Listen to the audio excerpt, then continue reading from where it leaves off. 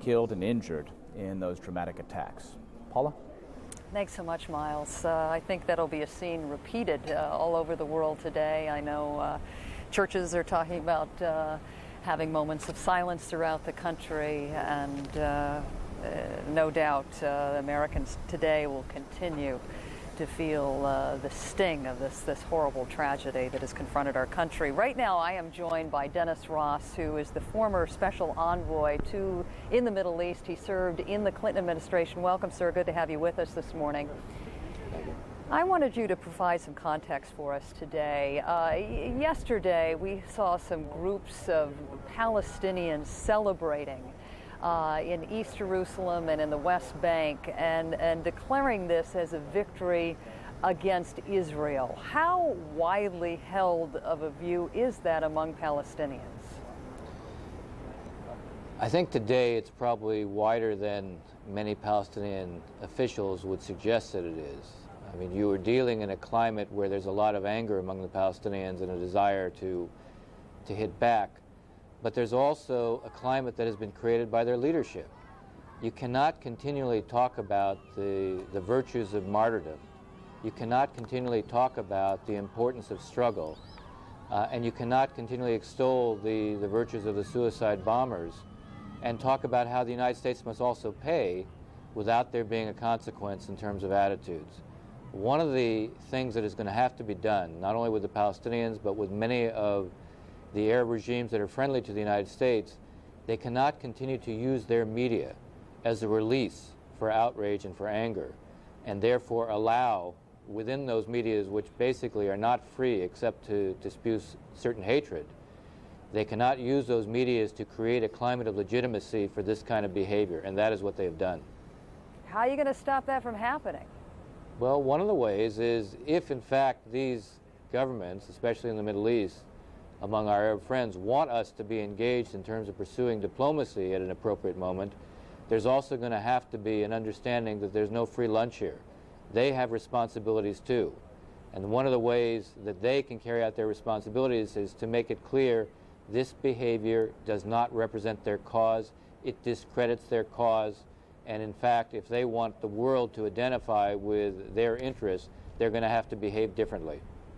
All right, but the bottom line is a lot of people think that U.S. policy in the Middle East makes the United States much more vulnerable to attack. Is that true? Well, there's no question right now that there is anger that is obviously directed against us because of the frustration of what's going on in the conflict. But again, I'll tell you, if we had been able, as we were trying to do last year, to end the conflict between Israelis and Palestinians last year, the people who carried out this attack would have done it anyway. They don't believe in peace. They don't believe in Israel's existence. They reject everything that we represent.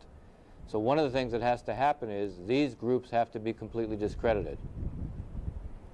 And do you have any level of optimism that will ever happen? Well, I think we all have to transform our own thinking. Yesterday was a transforming event. We're going to have to create a new priority in terms of the war on terror. We're going to have to create a very different kind of coalition internationally that focuses on how, in fact, we all work together to discredit this practically and psychologically. And I think also whatever it is we're going to do militarily has to take a long view about rooting out the real networks that exist. But I don't think one can simply sit back and say because the task is difficult, we can't take it on. We've now been confronted with something that is so dramatic, that is worse than any war we've confronted in terms of casualties in a single day. Our own thinking is going to have to change as well. I know that Henry Kissinger stated yesterday that this is the time the United States is going to find out the true level of friendships with other nations. How critical is any role that Russia might play in this? Well, I do believe the Russians have some capability when it comes to fighting terror, and also there is a history of some relations they have with some of the groups in the area. In the past, it would have been more profound because, in fact, they tended to support those groups. Now I think it's less profound. But in terms of creating a psychological atmosphere internationally, the more the Russians, the more the Europeans are seen as joining with us in terms of making it clear this behavior is not simply unacceptable, but it won't be tolerated. And those states that give a kind of safe haven are also not going to be tolerated. The more that happens, the more we'll be moving in the right direction. Dennis, if you would be generous enough to stand by, I want to continue my conversation with you, but I want to remind our audience it was just about 24 hours ago, and we're going to replay some pictures here of the first hijacked commercial airliner that struck the North Tower here in New York City. Actually, this is the picture of the South Tower, which was the second attack that came 18 minutes later. Once again, this city just starting to come to grips with the impact of this double attack here yesterday.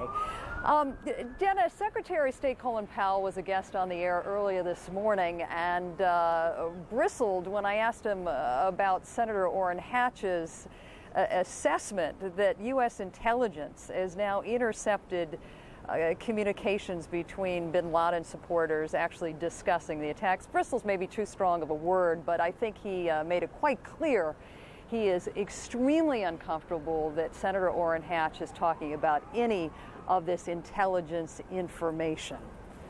You understand that, I guess? Yes, I do. Well, look, I think there are two dimensions to that.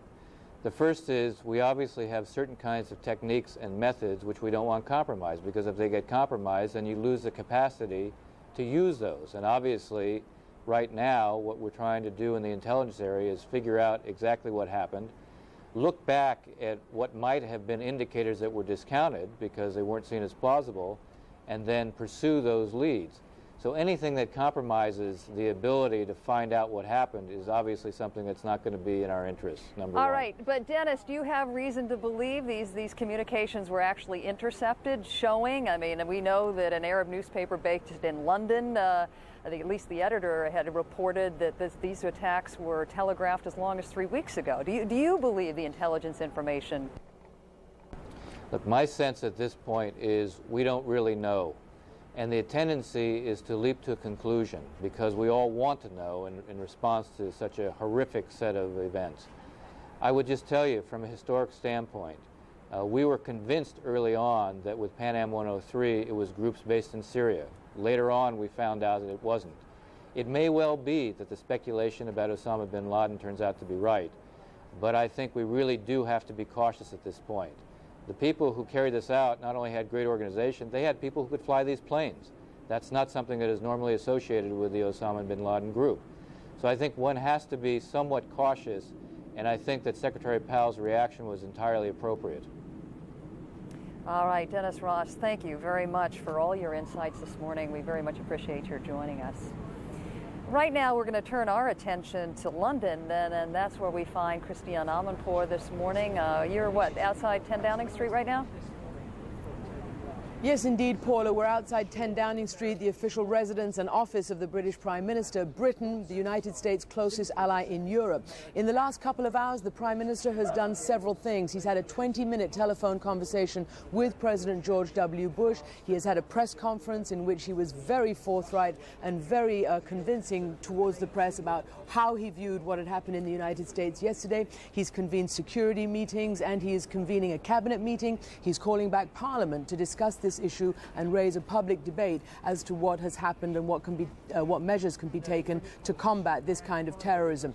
He said that this is not just an attack on the United States, but one on the entire free world. He said that he and other presidents and prime ministers in Europe are in constant touch about how to, quote, stop this machinery of terror, how to eradicate and defeat what he called these terrorists. And this, it must be pointed out, was not just the single biggest act of terrorism against the United States, but in recorded memory, the single biggest act of terrorism anywhere in the world that anybody can remember. And to that effect, the Prime Minister said, and other analysts have said, to that effect, essentially everyone today is an American. I want to make one thing very clear indeed. This was not an attack on America alone. This was an attack on the free and democratic world everywhere. And this is a responsibility that the free and democratic world have got to shoulder together with America. And at this time of tragedy in the United States of America that has consequences right across the world, and as I say, there will be British people that have lost their lives, this time of tragedy and this time of grief and anger and trial in America, it is important that Americans know that their allies and their friends around the world do stand shoulder to shoulder with them. Now, the Prime Minister mentioned that he expected that there could be a great number of British casualties, since there are a lot of British people in the United States living there as residents and working there. He said to that effect, Britain's interests are effectively engaged in what he called this combat against terrorism. He called this an act of terrorism on a scale that was, quote, never before contemplated. While he would not be specific about what possible retaliation or action that could be taken against whoever becomes identified as responsible, he did insist that the leaders of Europe, in consultation with the United States, would take whatever measures necessary to make sure that this kind of terrorism was eradicated. Again, no specifics, but the Prime Minister very forceful. And then he would not be drawn on who he thought was actually responsible, but he did single out, without being prompted, the Muslim community in Britain, singling them out, saying that he was very gratified that they had come out and denounced this act of terrorism, like he said did the Muslim community of the United States. Again, when we specifically asked him, do you believe that this was Islamic terrorism, he did not answer. Again and again, he called this an attack on the civilized world, an attack not just on the United States, but on humanity and on democracy. When we asked him, do you believe that this is a declaration of war, and therefore are you, the civilized world, obligated to take action to combat this, again, he wouldn't be drawn, other than to say that they were in close consultation and that this act of terrorism and the machinery of terrorism and the finance and the support has to be stopped. Paula? The Prime Minister, and in that short soundbite, forcefully talked about the collective need to fight this kind of terrorism. What kind of level of support can President Bush expect in Europe?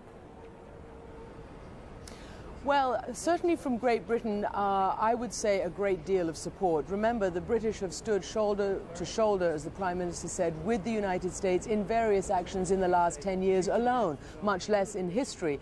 They have been shoulder to shoulder during the Gulf War, in Bosnia, in Kosovo. This Prime Minister, Tony Blair, took a leading role in the action against Kosovo. This country has said over and over again that it stands together with its chief ally, the United States. And at the moment, what we're hearing from every capital of Europe is that they are together with the United States, because this is an attack against, quote, all of us. We are all targets, they said. And Germany, for instance, offered unlimited support. This is in the words of German Chancellor Gerhard Schröder, and he stressed the word unlimited. All the capitals of Europe are holding emergency security convening meetings, cabinet meetings, security meetings. All are in touch with each other. There's a special meeting of the European Union. NATO's chiefs have been meeting as well. And this has really, as you can imagine, focused people's minds here. And it remains to be seen what exactly they do. Will they try to line up support in like-minded countries and in the Middle East, for instance, amongst allies and elsewhere around the world, to make people, as they say, stand up on the side of civilization against what they call these barbaric acts of terrorism? Christiane, earlier today I had a chance to peek at some of the headlines in the London newspapers on a very human level.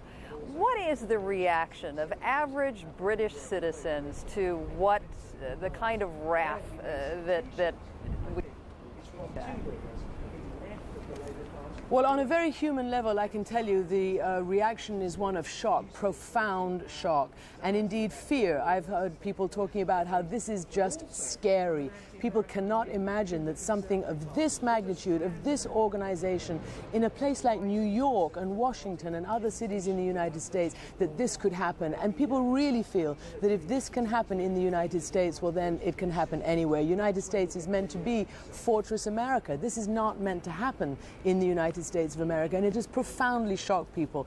I talked to people. I was flying yesterday after this had happened. I talked to pilots and air crews and passengers on the planes. All of them absolutely absolutely stunned beyond words. There are no words that can really sum up exactly what has happened and what people are feeling. Here in England, talking to taxi drivers, people on the streets, people are using the analogy to Pearl Harbor. People are using words like barbaric. This is profoundly shocking. Every single newspaper here, even the normally sedate broadsheets here, have got blaring headlines: assault on America, doomsday America, one, the Times of London, war on America, you know,